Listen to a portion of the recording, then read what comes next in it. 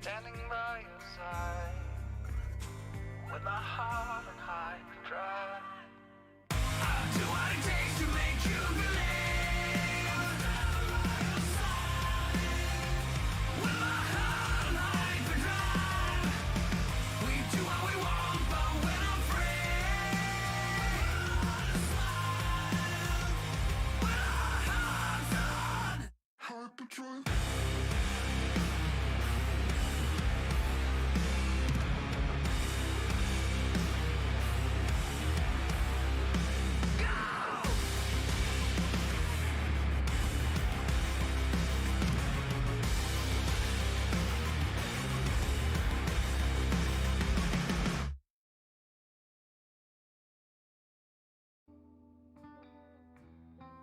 Welcome back. Listen, I don't want to hear a single person give me crap about not having a beard. Once the army cult lets me continue to have a beard, I'll keep the beard. Happy Tuesday. Welcome back, guys. First off, I want to apologize for not being around last Thursday. Most of you might know that I am still serving in the Army Reserve. And I had a 4-day, technically 3-day range weekend. Got to teach a bunch of young idiots how to use an M9 and an M4. And it was a good time. Before we get started tonight, though, we got to talk about our sponsor and our partner, Jake's Mint Chew. I actually use this one. And I've been using it for a long time. It helped me quit dipping. They've got all kinds of CBD and stuff. And unlike their competitors, they're still a small company. Okay? You know, Adam and Jake. This is a small, good company that takes pride in what they do. And we're happy to partner with them because it's a good product. If you're into CBD, they've got all kinds of that stuff too. So use the code HEROES and you guys can get the same discount, whether military or not, 15% off. All right, that's it. Welcome back. Where do I get a cap? Exclamation point merch. Exclamation point merch. Welcome in. We've got quite a bit to go over. I don't know if we're going to make it through everything that I wanted to cover today inside of the hour, so we might have to kick it a little bit longer than an hour tonight. I'm gonna take the cap off for now. Let the hair down. There we go. So grab yourself a drink. Cheers to you, and we're gonna really just get started right out of the gate here. Ronnie, your beer. God damn it. We're gonna get started with heavy Mariupol footage. Okay, Mariupol continues to see a lot of action. It is an absolute meat grinder, especially close to Azovstal, right? Now, last Tuesday, which is the last time we were live over here, we saw some bird's eye view of, at least within the last couple weeks, what Azovstal looks like. Today, we're going to be focusing on, you know, some of that on-ground helmet cam type footage. And we got quite a bit of it to go over because we weren't here last Thursday. Before I get started, though, I need to get my alerts up on this side. That's super bright. I haven't had enough beer for how bright that is. All right, here we go. Welcome back in, folks. If you have yet to slap the like button in the hind parts, you know, it's kind of an uppercut so that you can lift a little bit. Please do so. It helps the stream a ton. I also got to plug a note for our members. If you're a YouTube member out there, thank you very much. We're a small team, and it is very helpful to us. Soon, though, if you don't want to pay YouTube a portion of your money, we're going to be working with Patreon to provide the same benefits that members do. I'm finishing the setup for that now. The team's going to go through it and make sure that it kind of meets what we're looking for. It'll include merch discounts, access in the Discord, as well as a few things in the future that we haven't rolled out just yet. But keep an eye out for that coming soon. We already have support rolling in. ES Daddy. Hi, Daddy. Thanks for the $19.99.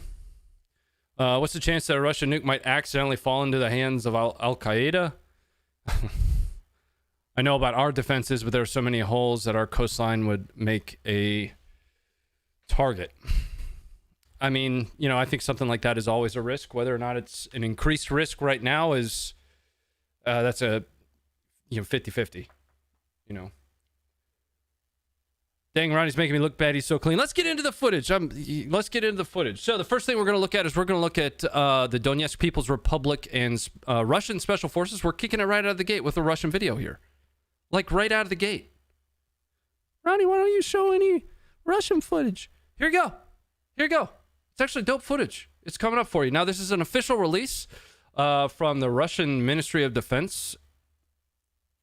And it shows Donetsk People's Republic, excuse me, When I was fighting in and around Azovstal. Orcs. Trying to be looking fly. All right, it's coming up for you guys right now. I'm gonna probably have to kill the music though.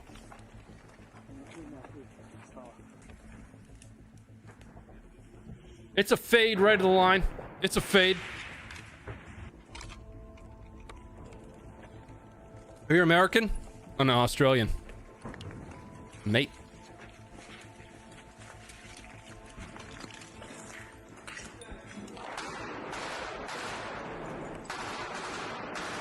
I'm gonna give you full screen.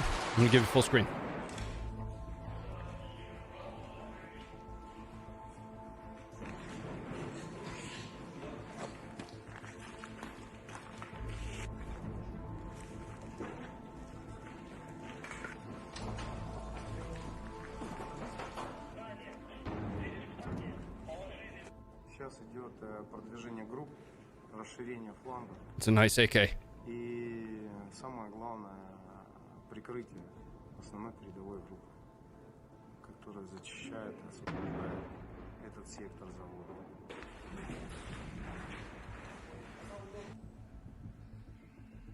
What's your MOS? If you guys are interested in my service, you can check my website, runnifit.gg. I've got a whole section in there that deep dives where I've been and what I've done.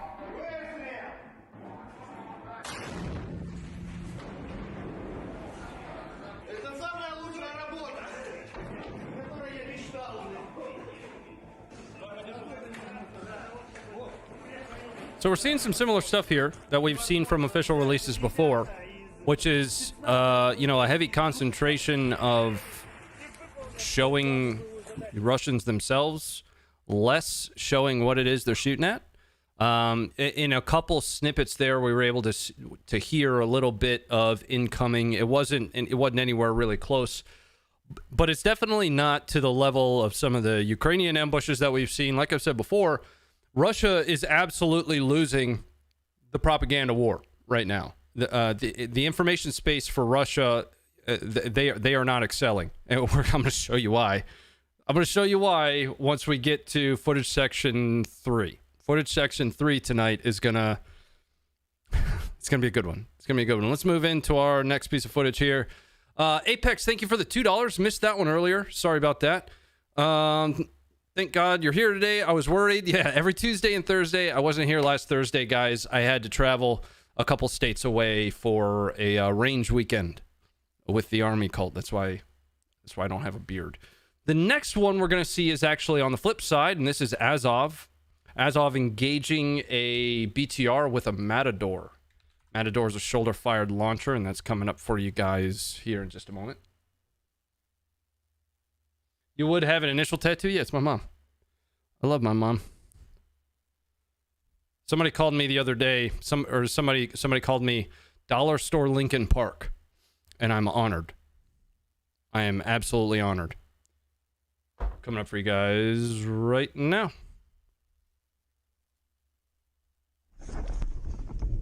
The BTR out in the distance there. Let's watch that again really quick. Now this is, again, we are looking at mainly footage coming out of Mariupol within the past week or so. Just over a week, I would say, because there were a couple things we didn't review when I was live last. My initial tattoo goes really well with my barbed wire around my left butt cheek. Yeah, that's a really good one. Dollar Store Lincoln Park. Yeah, I thought it was funny. I'm honored, guys. We are going to see an interesting one. You know, this reminds of that historical kind of World War II footage where or even World War I, where you see them using periscopes to look over trenches. I've seen similar stuff, you know, really old footage and photos coming out of like Stalingrad, where they're using various means to avoid sniper fire, marksman fire. We're going to see a Russian soldier using a periscope. And excuse me, those last two were posted by Josh. I always want to make sure I'm giving credit to the writer that found it. Those were posted by Josh. This next one is going to be from Will on the site. Again, still in and around the Mariupol area. We're going to go into a little bit of a campaign map in a few minutes, probably about 35, 40 minutes, once we get through all the footage. And we'll talk about, where things stand in Mariupol. We also need to talk about some updates in Transnistria. I've been talking about Transnistria since the 24th of February. But things are heating up there in the west as well. So this is coming up for you right now. You'll see that periscope.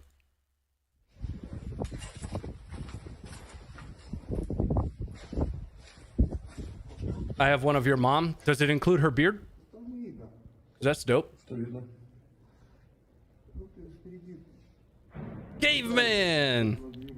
Outstanding! Thanks for hitting the member button.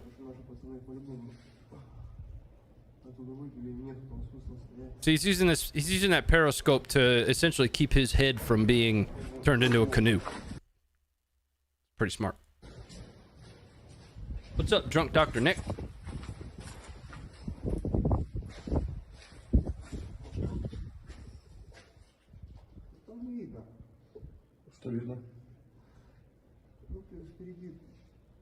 Much love from Costa Rica. Welcome in. Hey, everybody, let me know where you're chiming in from. I'm gonna try to keep up with all that. Bruce Wayne, what's up, man?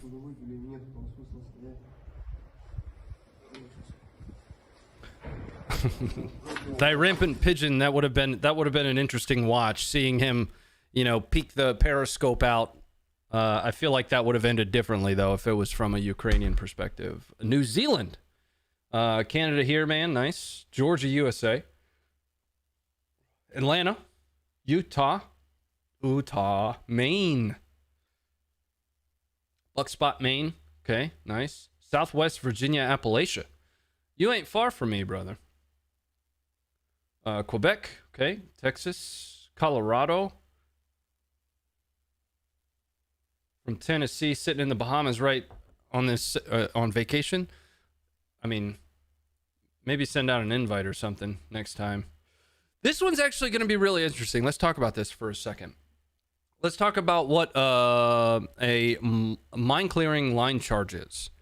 Now, mine clearing line charge is essentially a typically rocket propelled munition that'll fly out, and it has essentially what looks like a rope that'll follow it. And when it detonates, that rope, which is effectively large det cord, will detonate in a linear fashion to clear a swath of ground. The video we're about to watch is a UR-77 meteorite being used by the Russians at what appears to be a really, really long distance. Now, what I don't know is whether or not they're using it offensively, or if because they are launching it so far, and we'll talk about this as it's happening, or because they're launching it so far with such a high trajectory, the line ends up catching up with the rocket. You'll see what I mean here in just a second. When I was trying to quit People's Republic of Illinois. 1,239 watching and 286 likes. Hey folks, slap the like button right in the hind parts. Don't smash it because we need that, but give it a good rap in the hind parts. Let's check this out. I'm gonna start it back over.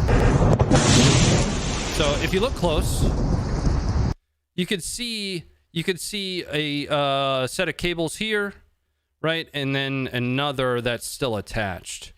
So this one that's still attached to the launch vehicle is effectively C2, so control for detonation. These cables that are following, or this cord that's following here towards the projectile, that is actually an explosive. And what it'll do from a mine clearing perspective is it'll blow up in a very linear fashion to clear out a path of any mines. Now watch the explosion that we see here and how far out they're using this.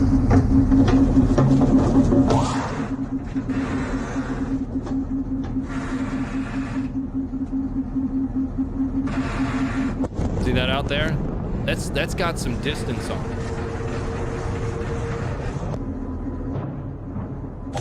That's a lot of distance behind that.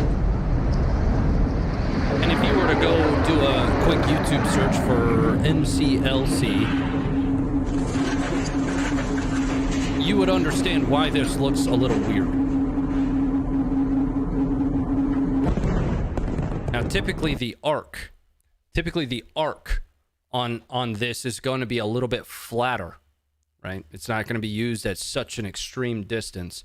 And that way, that line that's attached to the projectile ends up laying flat behind it, and it all detonates in a line. That was crazy far. Yes, it was. Now, what I can't tell is whether or not they are just using it offensively or using it wrong, right? When I say using it wrong, in that first shot, they've got a lot of distance there, and it looks like they might be trying to clear, this courtyard here. Let's go to a bigger picture of it. Clear this courtyard here of any mines. Maybe they need to traverse that. I'm not sure. But they've got a lot of arc on that. And as that's coming back down from that high arc, that line can end up catching up with the ground before they're able to detonate it, in a linear way. Using it offensively? Yeah, more than likely. Looks like they're desperate for munitions. Kind of reminds me of a TOW. Similar, you can't control the flight path with this. With a TOW, it's a SACLO, semi-automatic command line of sight. Where'd my hat go? You can correct the trajectory in a minor way as it's flying through the air. We're actually going to see some ATGM stuff tonight. We're going to see the 9K111 Fagua. Yep, spelled F-A-G-O-T. Fagua. All right, let's go into our next video that we've got here. First, let me check in on the support that's coming across. Tater Salad, thanks for hitting the member button. Appreciate that. Caveman, thanks again, brother. Apex Studios, Micklick, yep. Thanks very much for the $2. The next one coming up, in that last one we just watched was posted by Will, former Army infantryman. The next one is actually going to be a little bit of a butt clincher. Russian press nearly hit by an artillery strike. Mortars, actually, probably in and around Mariupol, in or near Mariupol, I should say. That's coming up for you guys right now. One moment. Give you full screen for this one.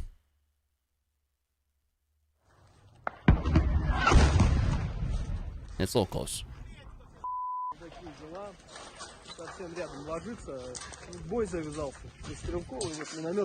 Watch that again.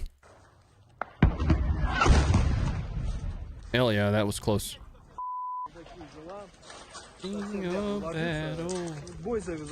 do you think of the tank support from Germany? Well, they got leaned on pretty heavily. A lot of political pressure on that. Right. Yep. All right. The next one we've got, and I want to punch through these because I really want to get to section 3. We've also got to get through our trending, and we still got to do all of our campaign maps, and I've got a lot of footage, so I'm going to kind of burn through some of this stuff. This one is a tough watch. Viewer discretion advised. Discretion advised. A Ukrainian BTR-4 engages Russian infantry in the open. I don't see anything, but somebody gets hurt in this one. It's coming up for you guys right now. Now you're going to see this from the gunner's view. Here it is. I'm going to give you full screen. Підери, прямо в спину! Ближче! Давай, їбать! Давай!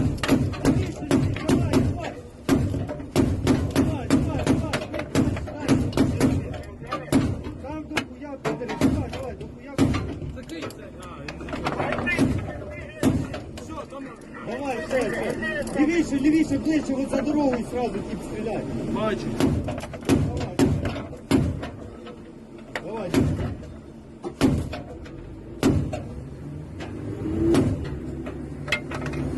Now, for those that didn't catch it, for those that didn't catch it, we're going to roll it back here, turn it down a little bit, and I'm going to show you the infantry in the open that I'm talking about. So right here, and you can just barely make out a silhouette, you're going to see what is reportedly Russians begin to move into line of sight of the BTR. And it opens up. It opens up with the 30 millimeter. Right there. You've got one on this right side that looks like he might have gotten away. And that is a Ukrainian BTR engaging Russian infantry. The next thing we're going to watch is actually an interesting one. All right. So there's been a lot of discussion about why exactly this invasion is happening. Everything from biolabs to, Russian ethnicity. We've got a new theory. We've got a new theory as to why this is happening. It's got to do with classified technologies, specifically mobility-focused technologies. Okay, this is big stuff. Get ready for this. And when I say mobility-focused, we've already seen BTRs. We've seen, BMPs, all kinds of T-72s, T-80 tanks. Well, I'm talking about individual soldier mobility. Now, we don't know what the true name of this, but it's been called the hypermobility platform. And I'm beginning to understand why Russia would want to invade, specifically because of how effective this appears to be, from an individual mobility perspective. Shoot, move, communicate. You got to be able to move. It's important. Coming up for you guys right now.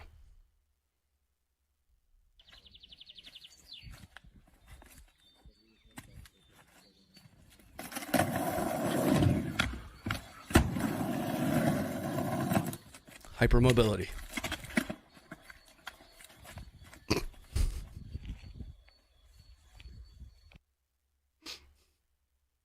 I gotta watch it again because he killed it. He killed it. For some reason, I have Avril Lavigne stuck in my head.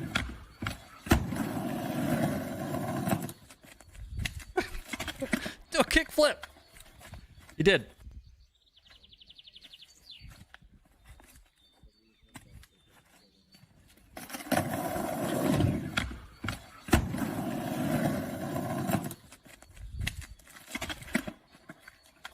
Now that's some good propaganda. That's what that is right there. Okay. All right, let me check in on the support. Cricket, thanks for the $10. A true case of the Moscow sinking revealed it was carrying a secret cargo of Coyote Industries gaping hole paint. Thanks very much for the $10. Guys, if you haven't hit the like button, please do so. If you're new here, let me know. Let me know. You might not know who we are and what we do. We've been covering combat footage now for just over the last decade or so, probably starting to get closer to about 15 years. The channel, Funker530 on YouTube, was originally started by our founder, Funker. I am not Funker. I am Ronnie. I work here. I'm one of 6 veterans that works here. It was originally started by Funker just to really be able to share his deployment videos with his family. Right. It turned out that there were a lot of people that really wanted to see what the global war on terrorism really looked like. So fast forward through the development of our website, iteration number 1, iteration number 2, which is what you guys see now with, minor, of course, changes between there with our application.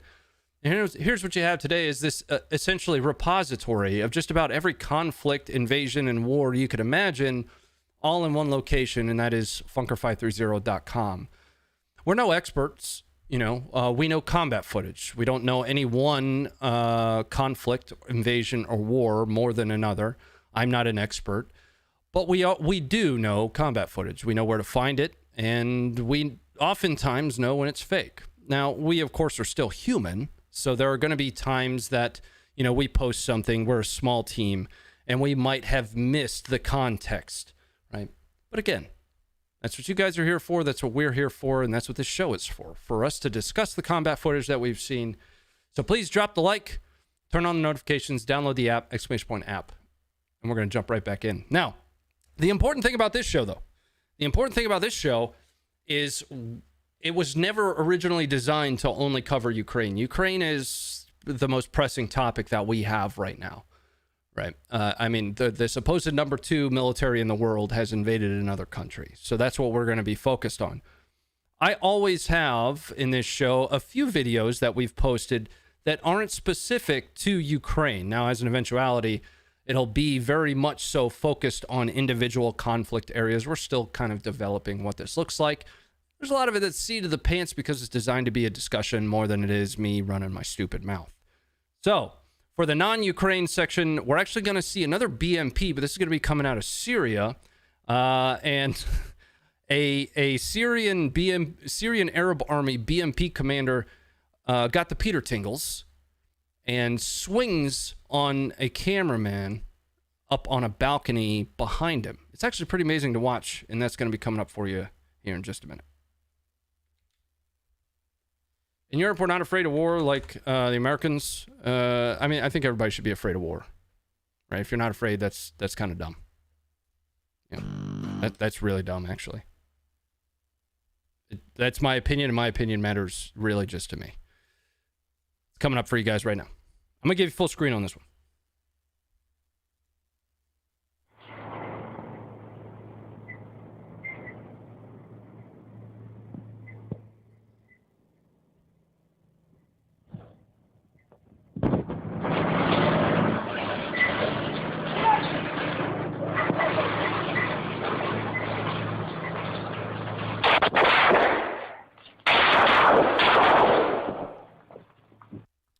I hope our cameraman wore his brown pants. Let's check in on that again. So you almost have to catch... Because this was recorded on a 2007 Nokia flip phone, you got to pay real close attention to the hatch. I don't even know if they had a flip phone. Right there. It just swings on. Just swings on. And that is coming out of Syria, specifically Abu Kamal, Syria. That was posted by Josh to the website.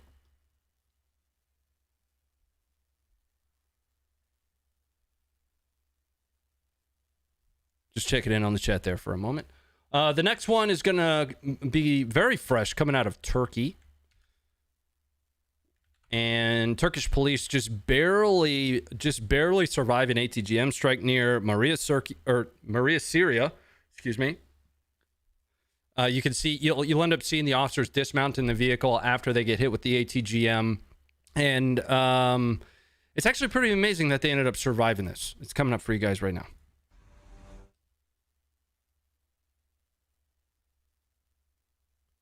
And here we go. Once again, I'm going to give you full screen here. Almost hit the wrong button. This is your vehicle in the back here.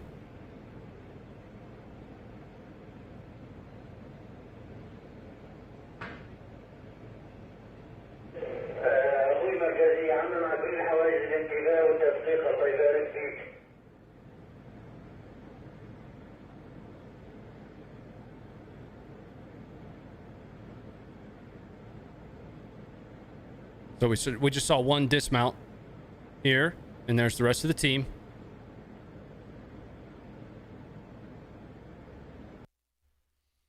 Let's check that again.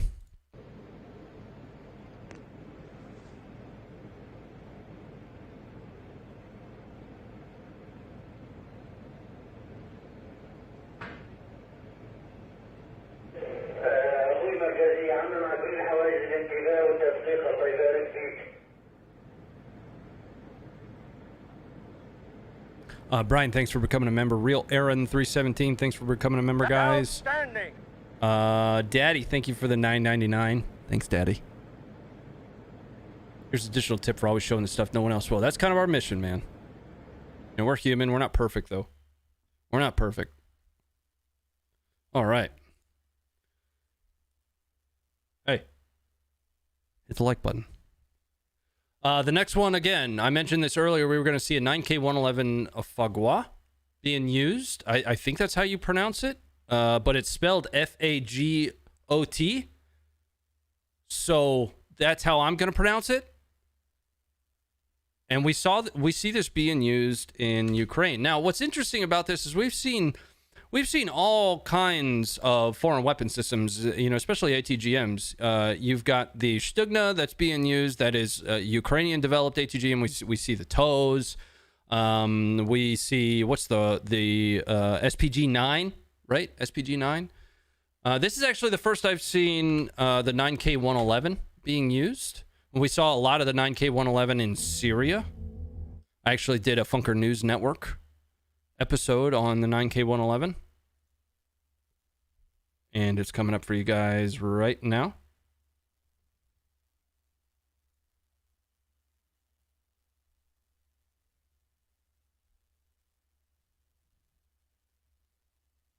I do not have sound for this one. Now, off in the distance there is an impact.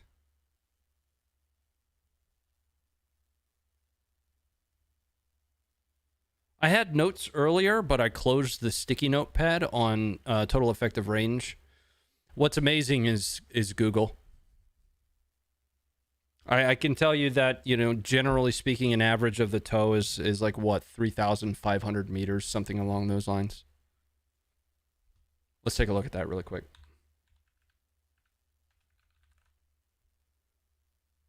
Up to about 2,500 meters or so. Up to about 2,500 meters. So, JB, thanks for hitting that support button, man. Thanks, guys. Thank you for that support. We are a small team. I'm just one small part of it. All right. Outstanding. I appreciate it. Hello from Virginia. Well, hello from Virginia.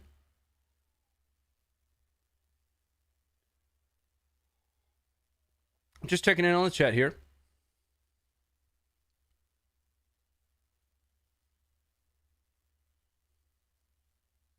All right, a little bit more. Okay. Earlier, when we started the stream, I gotta kick back for this one. Earlier, when we started the stream, I said, Russia's losing the information war, and what I mean by the information war is information warfare, propaganda, right? It's actually a very important part. The Romans used to, with their slings, throw rocks into barbarian camps that had threats on them and stuff. This has been, getting into your enemy's mind or getting into the population's mind, the cognitive space has existed forever. And Russia's absolutely doing it wrong. Absolutely. Now let me show you why. Let me show you why. This is official propaganda coming from Russia. This was posted by Josh. It's coming up for you guys here in just a moment.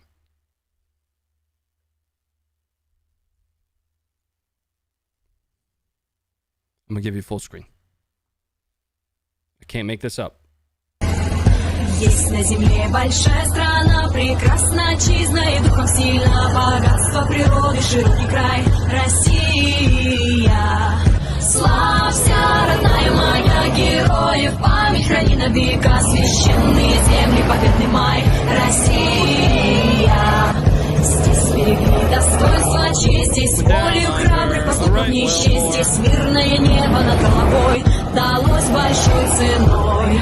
Славься, родная моя, героев память храни на века, священные земли, победный май, Россия. Здесь я родился, здесь пригожусь, и жизнь, если нужно, дам я за Русь, за белые рощи, любимый дом, и всех, кто будет в нем. Славься, родная моя, героев память храни на века, священные земли, победный май, Россия. Славься, родная моя, героев память храни на века, священные земли, победный май, Россия.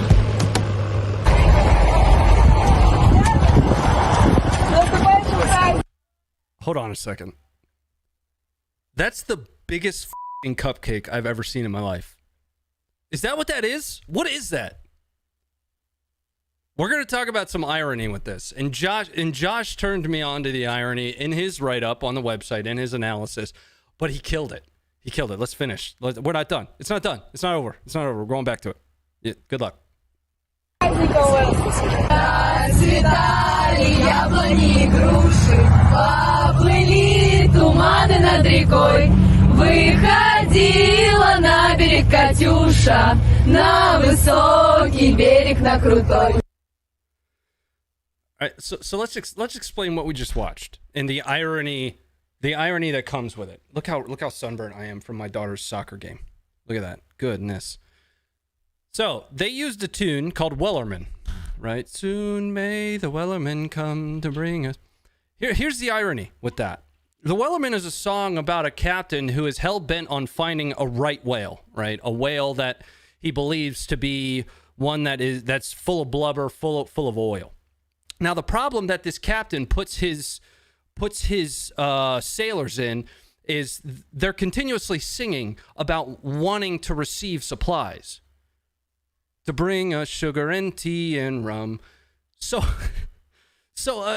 effectively, Russia just put out a piece of propaganda using the tune of a song about a captain who has sent his sailors in after a whale and stranded them waiting for supplies. What?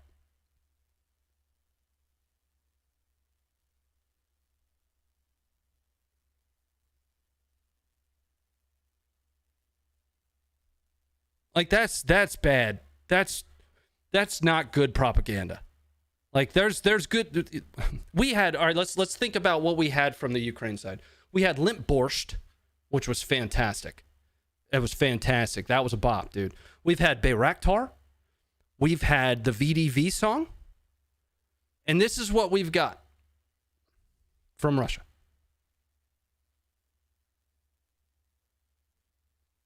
The whale is the West. It doesn't catch it. The fight's still on, and the whale's not gone.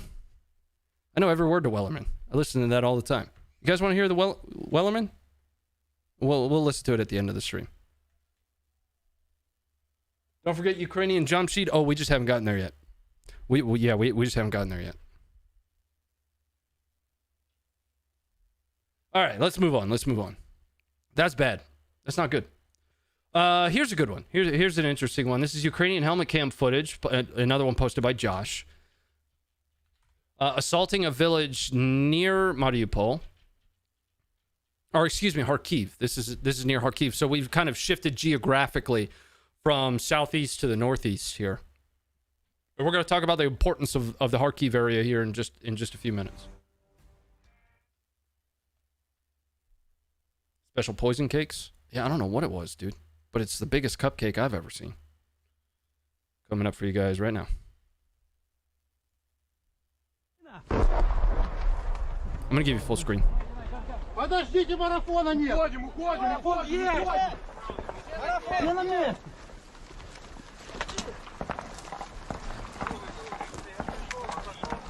Да, рюкзак растянулся. Все.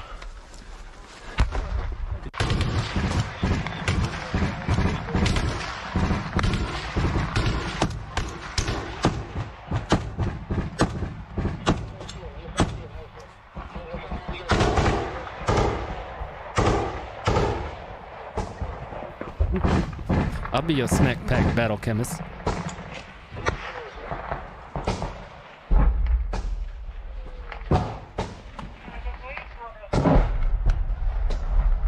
That's a dope rifle.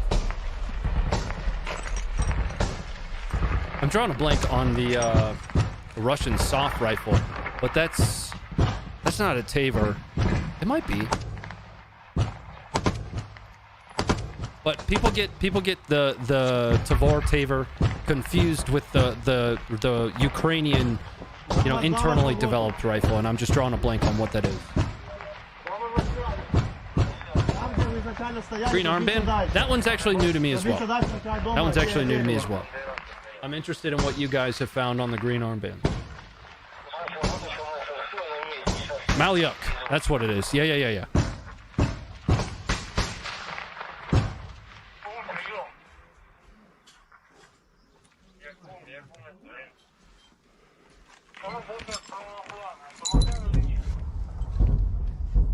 Now, the important thing to note is these are Ukrainians assaulting a Russian-held village, right? So there would be a Russian flag flying over top of it. Green armband is Ukrainian regulars. Okay. Volunteer unit. Okay.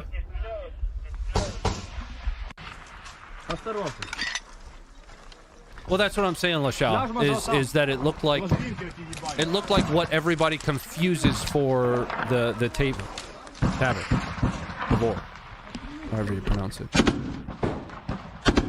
which is the Malyo.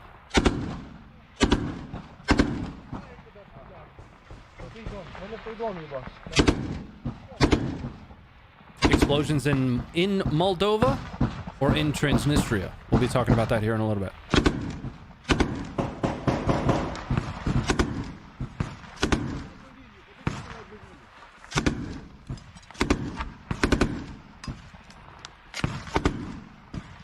Just reading the chat while we're watching this.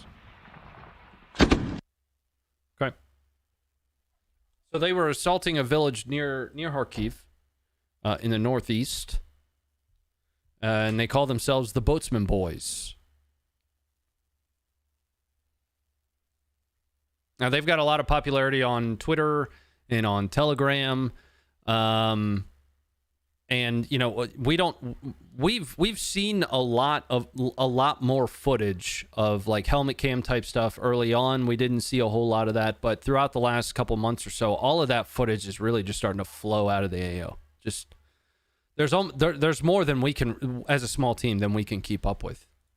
That's why getting into the Discord is such a big deal, because, you know, we are using the Discord for any supplemental footage that we weren't able to keep up with.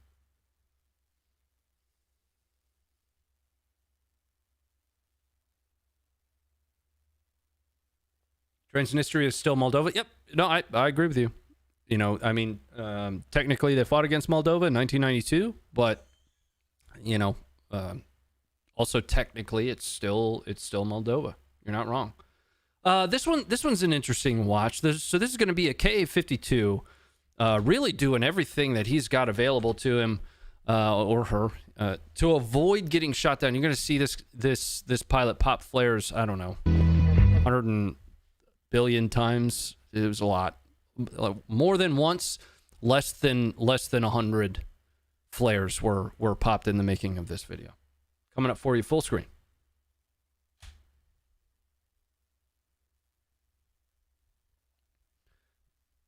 Just everything he can avoid to be shot down. My understanding is he does eventually get shot down regardless.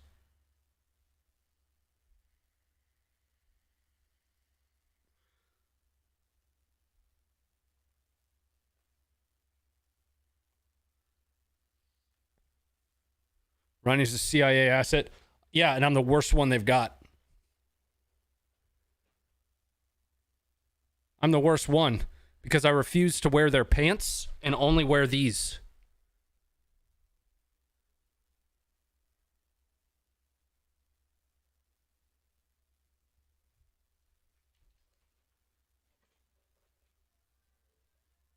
Back to the footage.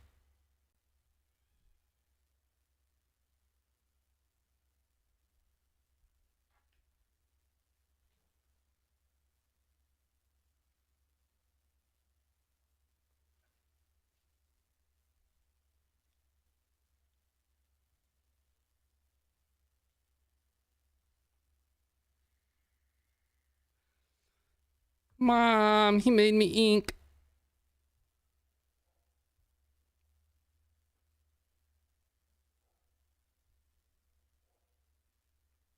There is no audio to this one. Otherwise, it would be playing.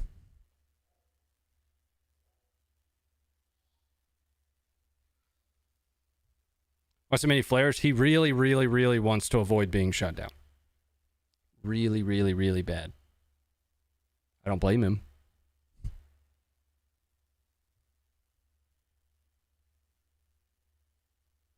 Real American heroes don't support neo-Nazis. Okay. And Ranger panties ain't short enough, soldier. They're kind of riding up. They're about as short as they're going to get. They're still a little bit too long. You're not wrong. You're not wrong.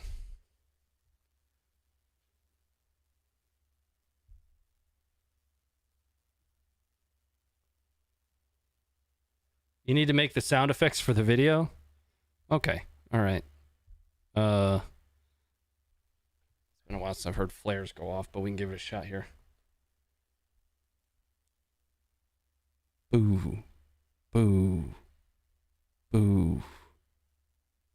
Boo. Boo. I'm not doing this. Everybody say hello to Funker. So the individual running the Funker channel right there, commenting, is our founder. So if you guys have complaints about your host, let him know. Hopefully I'll get fired. I've been trying for quite a while now, and I'd be really excited for that. So here's to you. Next video we've got is a Ukrainian BMP ambush by Russian Spetsnaz. Again, when we see footage, regardless of the side that it's from, we are going to post that stuff. Now this one is actually some really amazing footage showing some really advanced thermals. A lot of times the thermal footage is stuff that we really can't show because of how not safe for work it is. That's why we only show that on our website. But luckily we don't see anything too bad on this one. And I really wanted to show this one to you guys. Josh, I did discuss the hypermobility system. You just weren't here for it. It's coming up for you guys right now. Again, this is a pretty amazing footage.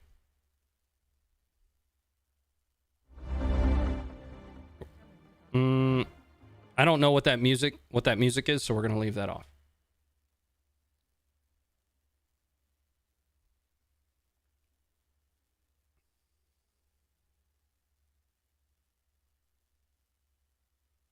Oof. Here, let's roll this again, and I'm gonna give you full screen on it because you're missing the soldier on the right there. These are some pretty advanced thermals. You know, I have thermals,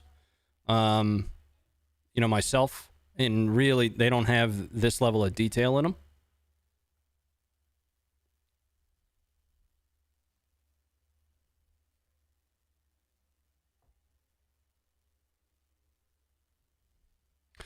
And let's break this down really quick. So at the beginning of the video, we see 2 Ukrainian soldiers. I'm gonna bring myself back up here. At the beginning of the video, we've got 2 Ukrainian soldiers, and they're gonna mount that. They're gonna mount that armor. Okay, see one climbing in now, and then presumably minutes later, you have what appears to be or looks like Russian Spetsnaz here,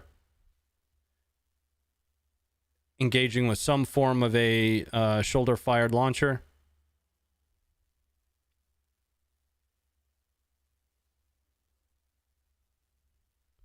And that BMP has been taken off the battlefield.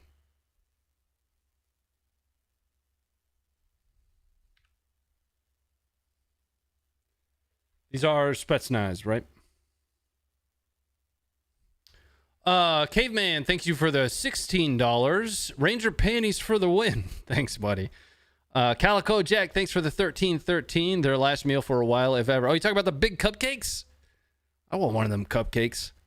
I'm on the carnivore diet right now, so I would absolutely, I would do really dirty things for a cupcake. Thy Rampant Pigeon, thanks for the 659. Nurse is just telling the Russians they'll see him soon. Wow. Hammond's Corner, thanks for the $9.99 super chat. Keep up the good work, brother. I am one small part of a bigger team. There are 6 of us, and if you're not familiar with us, feel free to let me know. I'm happy to talk about Funker 530. We are passionate about what we do. We've been around for over a decade now. It's inching up, getting close to about 15 years, covering combat footage. We don't consider ourselves to be experts, but we know where to find this stuff, right? And we see all the stuff you guys are talking about, from just the gore porn to the assassination porn, and that does not provide combat footage value, right? We want people to understand what combat looks like, what use of force looks like, right? We've been used before in police academies to help people understand what use of force encounters look like. We've had folks reach out to us and tell us that, which is a humbling feeling. Is that a herpy on your upper lip? I don't know, maybe. Got it from you. 4 tanks in 30-second Stugno. Just trying to get that cupcake. So the next is our last section of footage, and this is what we call Trending Tuesday. Now on Trending Tuesday, I deep dive all of our most trending videos, and I'm going to show you guys how you can go on the app or on the website and check that out for yourself. So what we're going to do is we're going to resize my screen to be app-sized. Here. The way you can see exactly what it would look like in the app. All right, perfect. A little bit wider. Give me more, Daddy. Too much, Daddy. Coming up for you guys right now. So this is what it's gonna look like when you get to your mobile app. Okay, we're gonna go to the home page. We do have dark mode. Whoops. Ronnie getting too clicky here. We're going to toggle dark mode on because I'm not a monster. And what I want to do is I want to go to trending. And I want to look at the last 7 days. Now, these top 5 videos here is what we're going to go over.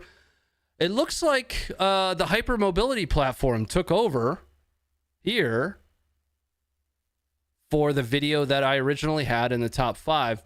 But let's cover those. So in the number 5 slot for our top 5 videos on Funker 530, we've got a Russian artillery column getting engaged by, or excuse me, Ukrainian artillery engaging a Russian armored column. That's coming up for you guys right now.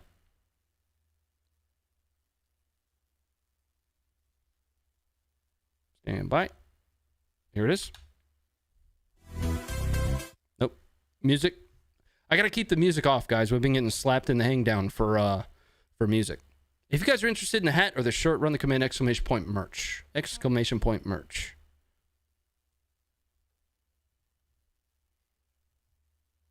We'll get a closer up view here in just a second.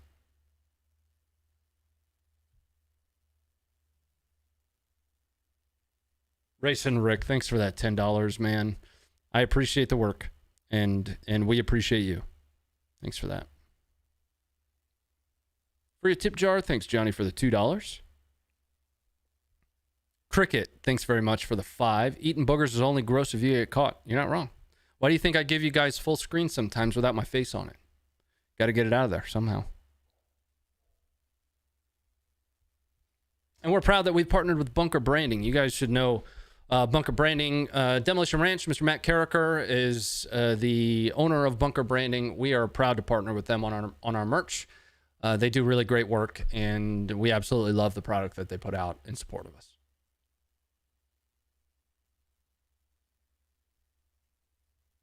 This war has dropped the dopest soundtrack. You're not wrong, man. I still can't get the words limp borscht out of my head.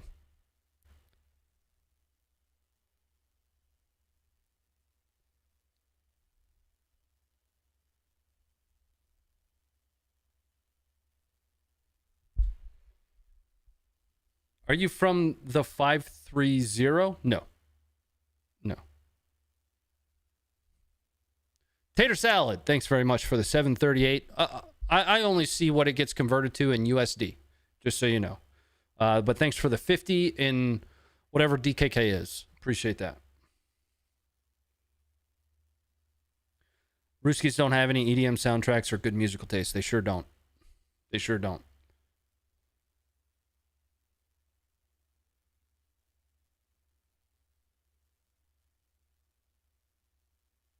Howdy from San Antonio. Met shops at my wife's Costco. Good people. You're not... Yeah, absolutely. I got a chance to spend some time with him at SHOT Show and talk about the impending merch launch that we had. I got to be honest with you. I'm going to be honest with you. I was way out of place. Right? And I may or may not have touched his nipple on our first interaction. And it was really awkward. I went to, pat him on the shoulder. As almost like a, hey, thanks, man. And he moved and I got nervous. So my hand went this way, and he's much taller than he looks. And I ended up touching his nipple. It's not a thing. We're not going to make it a thing. Okay. All right, let's move on to number 4. So that was our number 5 trending video over the last 7 days. Number 4 here is coming up now. This one's a non-Ukraine video, and this is the Iron Dome. The Israeli Iron Dome engaging rockets over Gaza. That's coming up for you guys here in just a moment.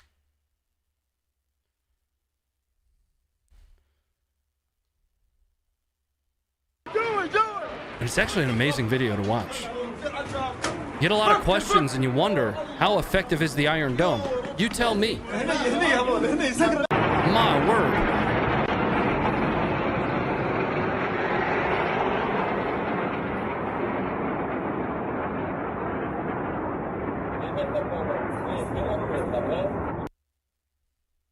Let's watch that one more time. This is the number 4 trending video on our website over the last 7 days.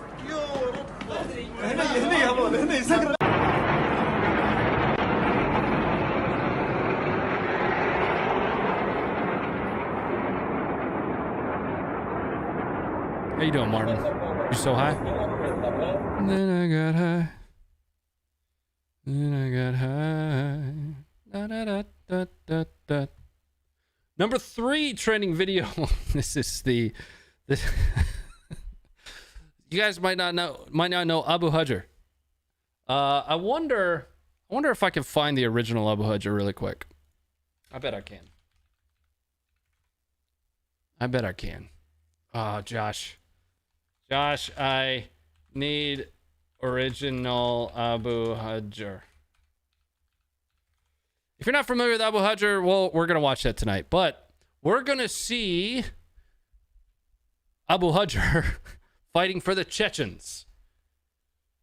And you'll understand why it's funny once we watch the original.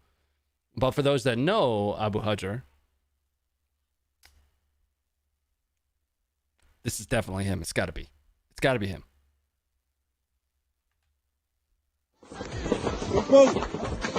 تكبير الله أكبر حياك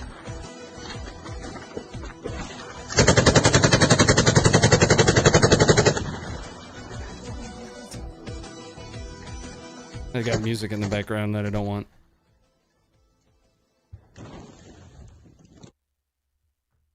All right, let's let's watch that again. Let's watch what happens here.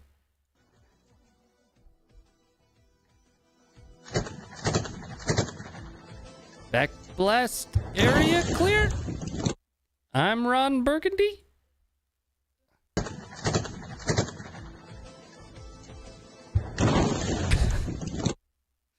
So let's watch the original Abu Hajr.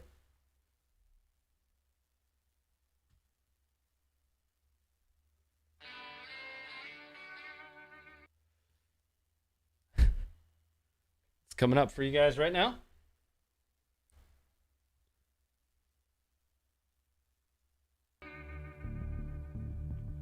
بسم الله والصلاة والسلام على رسول الله. أما بعد، رسالتي لأخوتي في دولة الخلافة، أوصيكم بتقوى الله وحدثوا نفسكم بالعمليات الاستشهادية فإنها طريق إلى الجنة.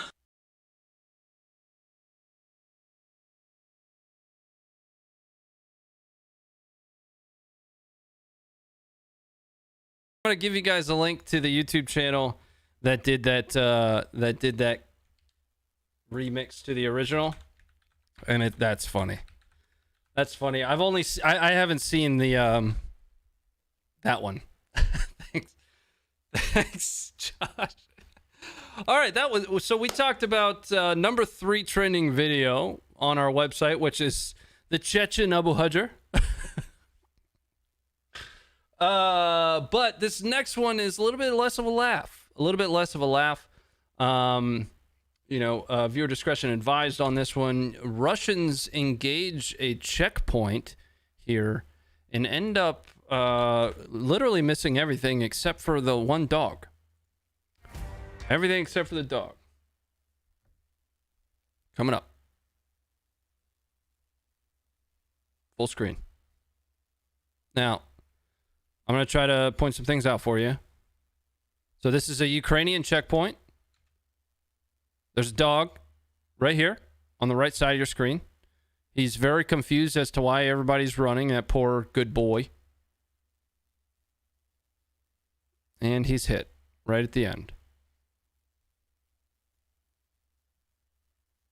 That's the only time I'm going to show that one. But that was number 2, the number 2 trending video on our website. And coming up for you guys is not going to be number 1 because this one's a little bit nasty. So what I'm going to do is I'm going to link you to it, and you're welcome to go head over and check it on the website. You can check it in the app, ! app, if you want to download that. You're going to be faster and see all this footage before my dumb mouth talks about it. But what you're going to be looking at in the number 1 most watched video on our website is Chechens looting Ukrainian bodies, dead bodies, as they're being engaged. It's kind of a hair-raising video to watch, and that one's coming up for you guys in the chat. I'm going to link that for you right now.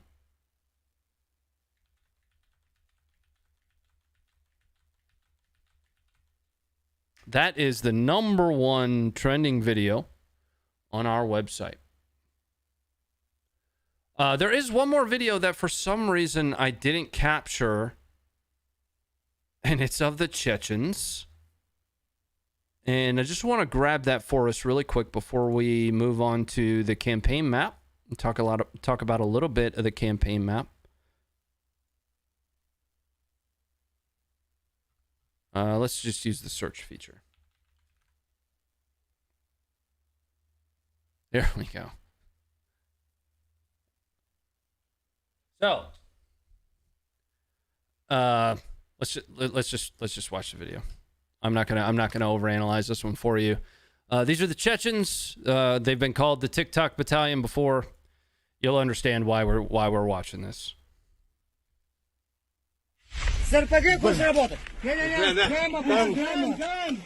First of all, that is a nice rifle, and that is a spendy optic, right there. What is that? EOTech 512? Something like that.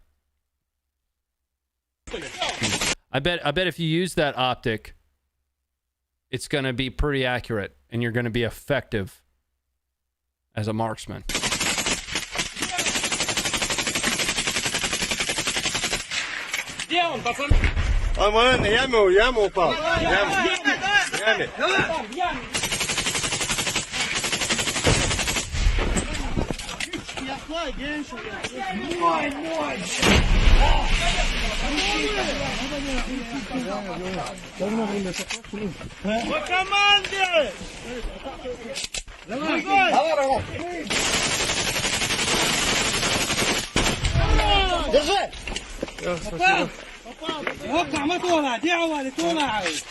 Abu Hajr, did you get him?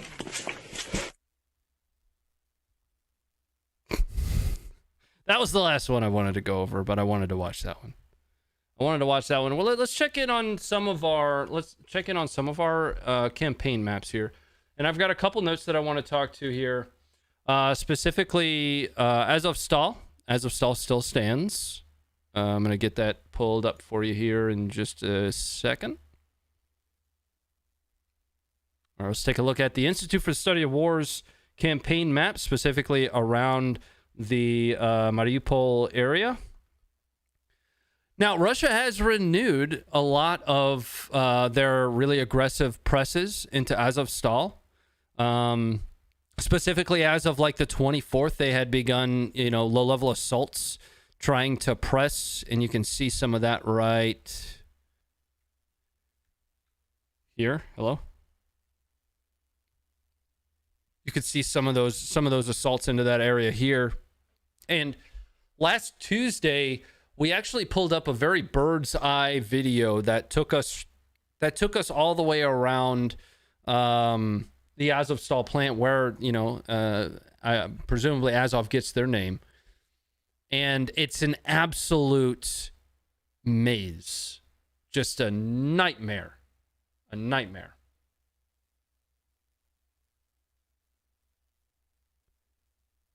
But that is the current state, at least within the last 24 hours of Azovstal. It still stands as it is today. I love the Institute for the Study of War because they include lots of sources in their material. If you guys need a link to what we're looking at here, I'll provide this to you.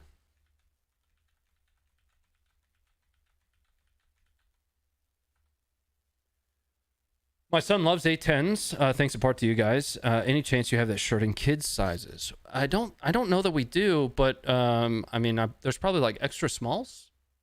That might work. The next thing I wanted to talk a little bit about was to the north, to the northeast, specifically around Izium and Kharkiv.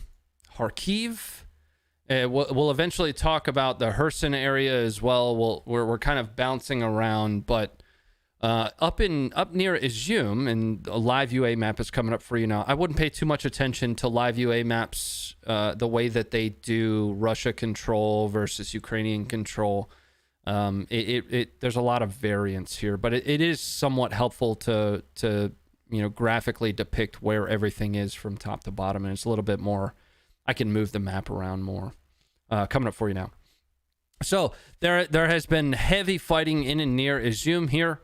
Rubizhny was reported to be taken by Russians, and the challenge and problem with that happening is the possibility, like we've talked about almost ad nauseum, fixing all of that buildup of Ukrainian defensive forces near Donetsk and Luhansk. Some of Ukraine's, more upper tier type units are deployed to the east. There has been very little progress from Russia in Donetsk and Luhansk. Some believe that it's been a purposeful effort for Russia to just continue to fix these Ukrainian soldiers in the east, so that as an eventuality, if Russia is able to effectively connect Izium with this southern, portion of the land bridge that they've completed between Crimea and Donetsk and Luhansk, essentially the Donbass, that is combat power that effectively, won't be able to support, originally probably the defense of Kiev, but the more interesting narrative to talk about is Transnistria and Russia's announcement that they intend to have a land bridge all the way across southern Ukraine. Now, just a couple days ago, I actually want to believe it might have been yesterday, there were explosions inside of Transnistria. A lot of folks believe that was some form of a false flag to try to get Transnistria to agree to send 15,000 or so Russian troops that they have stationed there, along with, of course, whatever Transnistrian forces they have available to them organically, to begin pressing against Odessa. Presumably that would be followed up with some form of an amphibious assault on Odessa, connecting the entirety of this southwestern corridor here with where Russia currently controls just past Kherson, essentially blocks all of Ukraine off from the sea. That is a very large swath of land, and luckily Ukraine has been at least mildly successful in taking back quite a bit of ground near Kherson. Up here near Mykolaiv, there was a point in time where the Russian occupation was all the way up into the north, right to the north of Mykolaiv, but they were very unsuccessful in taking Mykolaiv. They did try. So the next things to really follow is going to be news about Transnistria. These explosions happened at a retrans site, and the retrans site was being used by Russia to retrans communications across. So the thought process behind the false flag attack is effectively that Ukraine launched a strike into Transnistria to take out Russia's ability to communicate using those retrans sites, and they're very powerful communications towers, very, very powerful. So the problem with that is Ukraine would not want another front opened up, especially not Transnistria that has such a wide length of land on the west here. That just wouldn't make sense for Ukraine to be targeting that. They've kind of got their hands full in the east here. They've got Russia relegated to at least one side at the moment.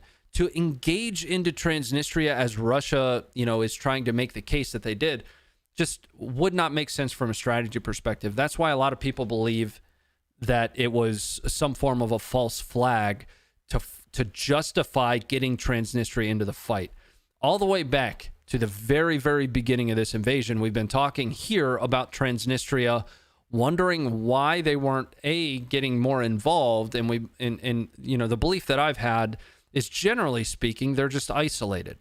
But if Russia works an amphibious assault in or near Odessa, coupled with, and there are about 1,500 Russian troops here, 3 BTGs or so, coupled with pressure from the northwest onto Odessa, then effectively you have another front that's been opened up there, right?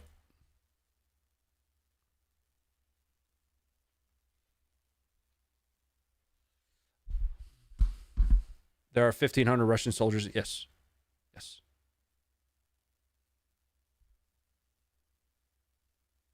Yeah, why open up more fronts? Exactly, Unknown. That's my question.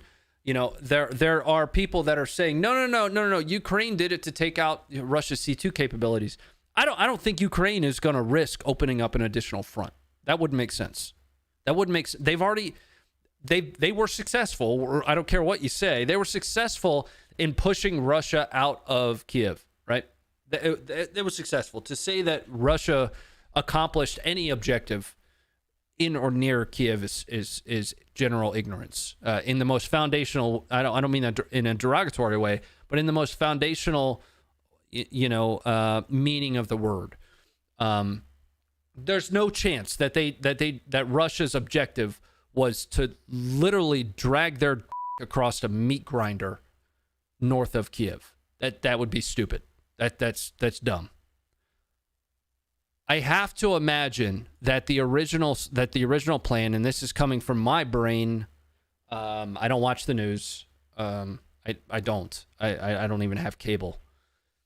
In my brain, the original plan was to establish as much of this land bridge as possible while rapidly taking Kiev via Chernobyl. It is the fastest route from the north. And when that failed, the new objective, phase 2, if you will, and this is an overgeneralization of a complex topic, I understand that. The new objective is to establish as much of a land corridor across the south to include Transnistria as possible. So I think what we're going to see is a fix of combat power in the east. So they're going to continue to press from Izum to the south towards the city of Donetsk here. Here. With Izum to the north. To fix this combat power in place. And then refocus efforts to the west towards Odessa. And they could do that from two fronts if they have some form of an amphibious assault along with support from the 1,500 or so troops from Transnistria, not including anything that's organic from Transnistria. That would be kind of catastrophic, right? That also puts Russia very, very close to Moldova, to Romania. Checking in on the chat here.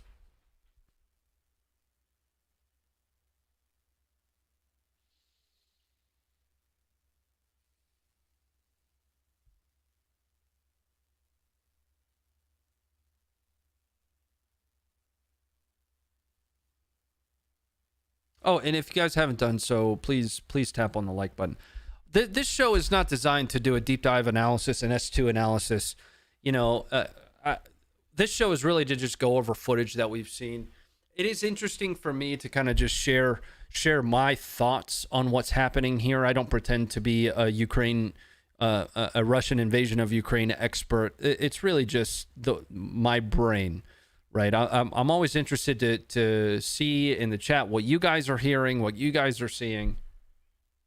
Farmer's tan is lit. It was at my my daughter's soccer game. It's really, really red. Like, look at this. Wait. Oh, it's not that bad anymore. It was worse. Yeah, my daughter's soccer game. I got released from range weekend in my Army Reserve unit a little bit early, and I drove from the range straight out to her place, and it was like, or straight out to the soccer fields. So I popped the jacket off and.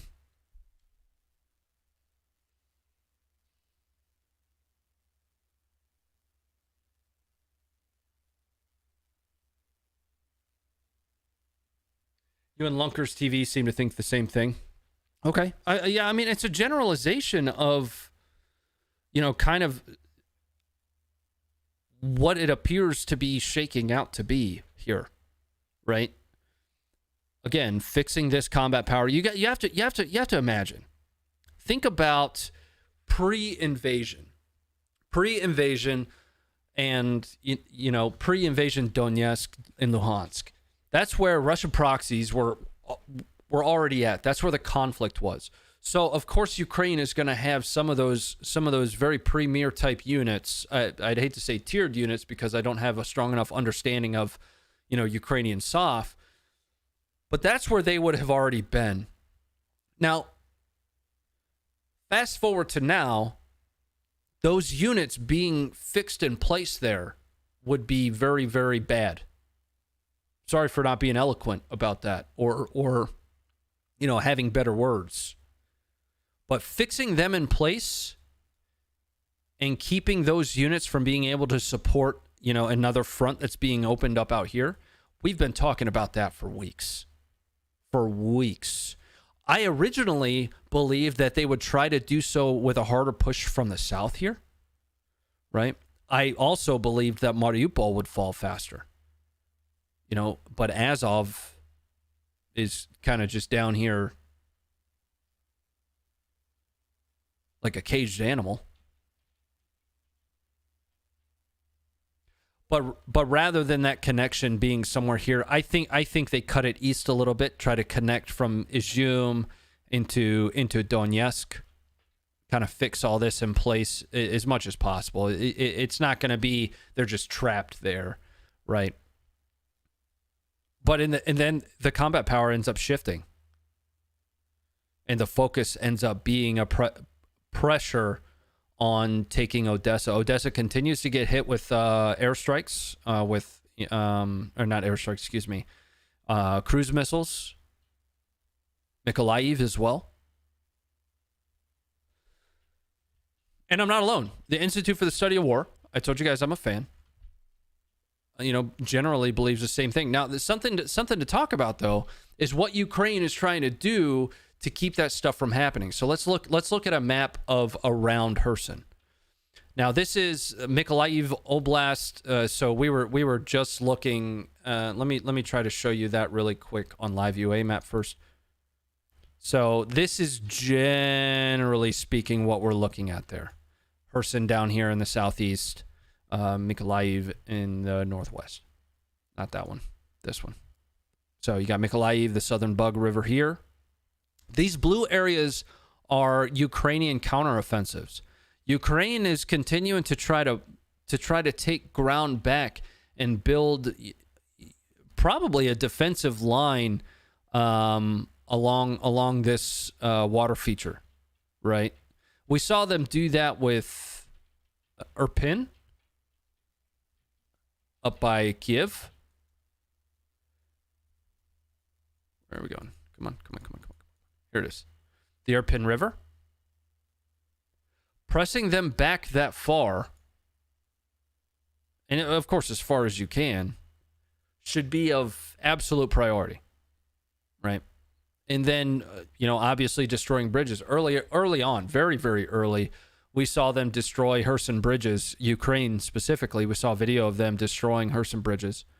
But the counteroffensives around Kherson are likely to really start to bolster the capability to keep that Russian pressure away from the West.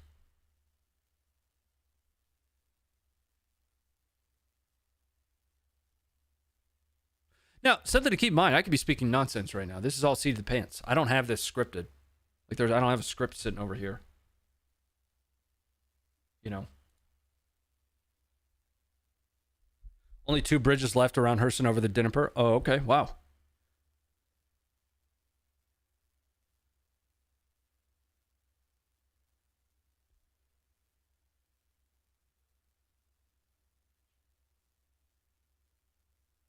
How long does Russia have before their funds run dry, you think? Oof. Long time. Long time. You know, funds running dry is not like your bank account running dry. They'll have loans from allies and things that they can lean on for support. You know, governments running out of money is different than you and I running out of money because we bought too many guns. Let's check in on some of the support, you guys. I missed a few of these, but I appreciate it very much. Apex, thanks for the $2. You should show the Air Force video that just dropped. We'll be probably showing that one maybe Thursday. Tater Salad, thanks again for the 738. All right, guys. Let me just double check on all my notes here just to make sure. We talked about the likely false flag in Transnistria and why, right? Everybody's calling it a false flag, but I tried doing my best to explain why I believe it could also be so as well. And it's a very generalized understanding of the situation. You know what I mean? There's really no deep dive analysis in that. It's kind of seat of the pants.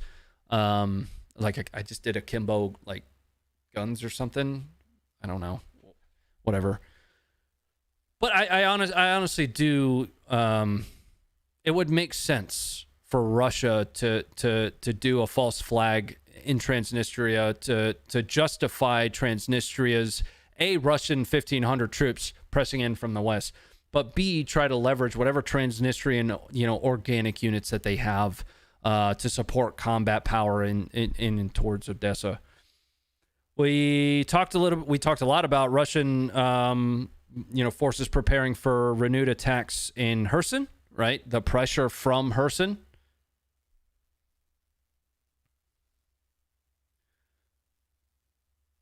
Ukrainian counterattacks in and around Izum. That one we didn't really talk about. There has been quite a bit. We talked about Ukrainian counterattacks, but not specifically in the light of Izum. You know, we mentioned quite a bit that coming up for you. We mentioned quite a bit that Izum was almost getting to the point of a breakout of some kind, where Russia is once again going to try to connect and fix those troops in place. But near Kharkiv and near Izum, there have been Ukrainian counteroffensives taking place. I think Ukraine is picking their battles quite a bit right now. But if they continue to do that, they're going to slow that down while Western aid continues to roll in. Zelensky's kind of got an interesting decision point on his hands here, right? He actually did talk recently about being concerned of a renewed offensive against Kiev. If Zelensky decides to start to redirect some of the combat power that he still has up near Kiev to the east or to the south, what is the possibility that Russia decides, to open up a new offensive and take Kiev and force capitulation? I don't, that's a kind of a rhetorical question, but that's all about the balance and strategy. Again, kind of a layman's understanding of what's going on here.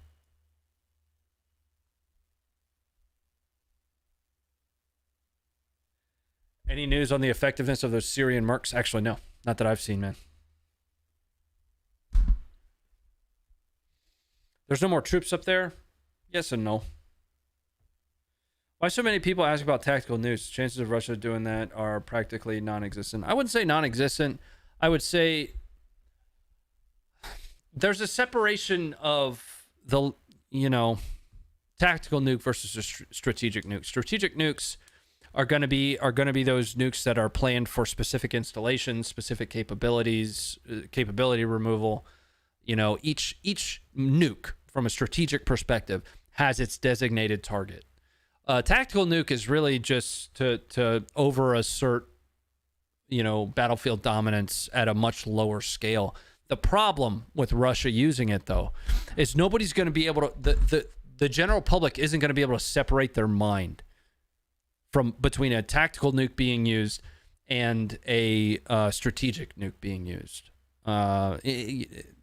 Exponentially less fallout, you know, yield.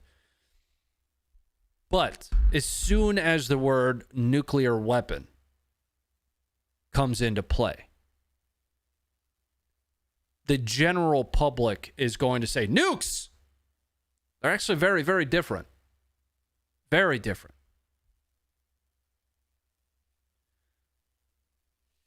With Germany's tanks and more, can Ukraine push back? They are. Ukraine is pushing back. They're making up ground in Kherson. And that's, you know, that goes back to what we were talking about. You know, why would Ukraine be the ones to have attacked Transnistria when now they have a very specific swath of land that they can focus combat power on?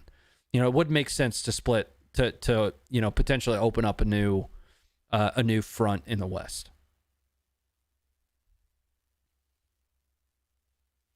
Who uses what, though? Russia tactical or only, or strategic? Well, both Russia and the United States have tactical and strategic nukes. Yeah.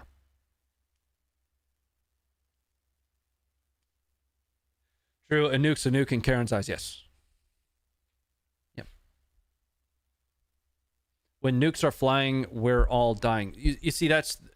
And David, you're not wrong. You're not wrong from a technicality perspective, right? A tactical nuke still has a heavy damn yield, right? Some of those nukes that are technically considered tactical nukes have the same, if not larger, yield than, you know, the ones used in Hiroshima, Nagasaki. Actually, almost definitively larger yield, but you're not wrong in the sense that the general public will see nuke, not tactical nuke, right?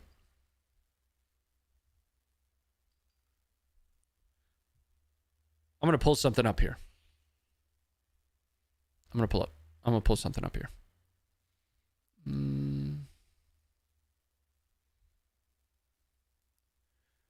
All right, let's look at a nuke simulator, right? And we're going to use Washington D.C., right? I don't want to use anything in Ukraine.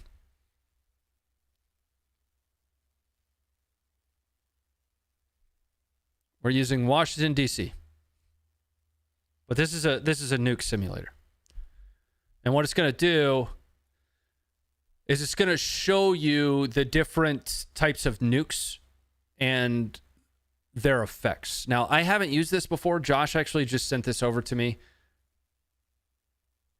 But we're going to choose Airburst, and we're going to choose the Davy Crockett, which was a 20-ton. It's the smallest U.S. tactical bomb ever produced.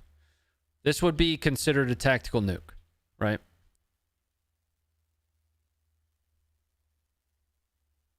There's your yield. Or there's what you've got. Basically, it's the White House. See what I mean? Now, if we were to take this to the largest, like Tsar Bomba, let's see what that would do. This is 100 megaton yield.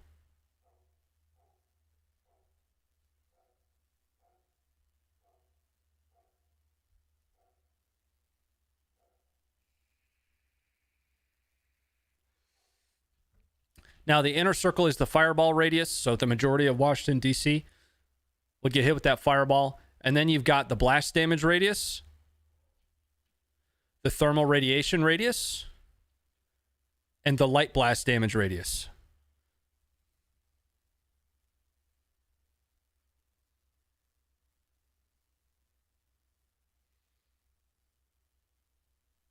Now, what you guys can't see is the fatalities, right? And of course, it's all estimated.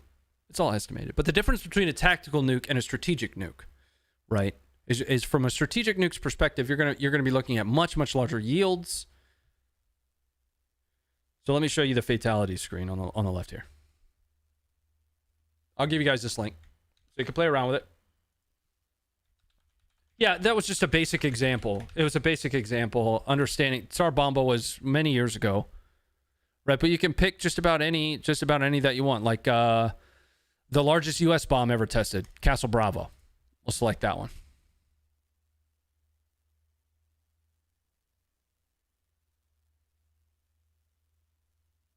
See that?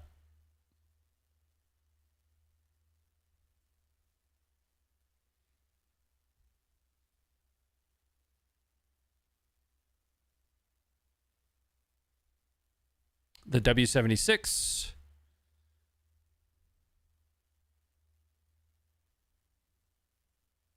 On you. Put that back on Washington. All right, it's acting funny. It's acting funny, but you guys can go play with this. Go play with it. Do your own research. Understand that there's a massive difference between the two.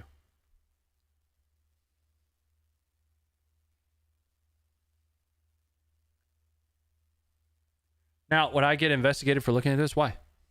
Why would you? Yeah, no, it's research. It's just research, man.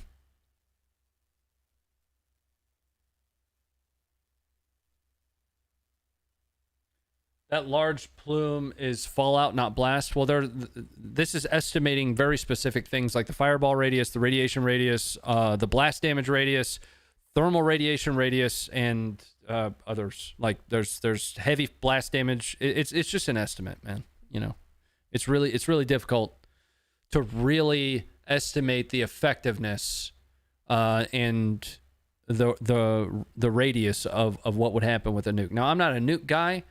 But they even have the disclaimer on the site. Modeling casualties from nuclear attack is difficult. These numbers, it's not exact. You've got wind issues. You've got whether it was air burst or surface burst.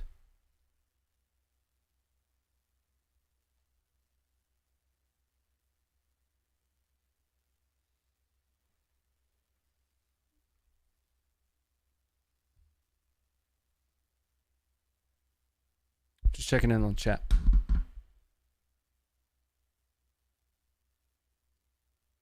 How long till Tarkov? There won't be any Tarkov tonight, brother. It's a Tuesday. It's my night off.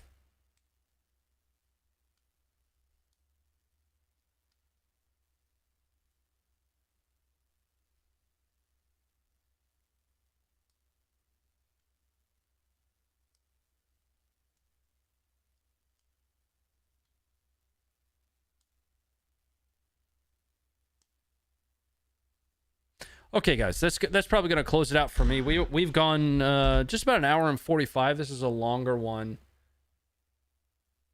This is a longer one than we're used to. We kind of just dove down into nerding out on what ifs. It's a lot of what if kind of stuff.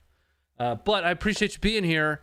If you guys would like to follow along with me, I saw somebody in the chat, complaining about video games. Well, we can head over to my channel tomorrow, 6 o'clock Eastern, where I'm going to kick back and play some games because that's one of my hobbies, and I like to not always be staring at the news and staring at combat footage. I like to kick back and play some video games every once in a while. I also like to shoot. I like to pick up heavy things and put them down, and I like a good pair of slacks.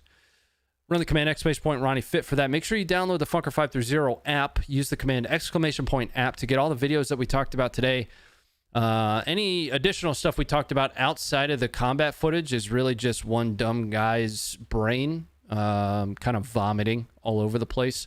Take it with a grain of salt. Take everything with a grain of salt on the internet, matter of fact. I'm out of here, and I'll hope to see you guys tomorrow over on my channel at 6 o'clock Eastern Standard. Good night. Enjoy Bayraktar.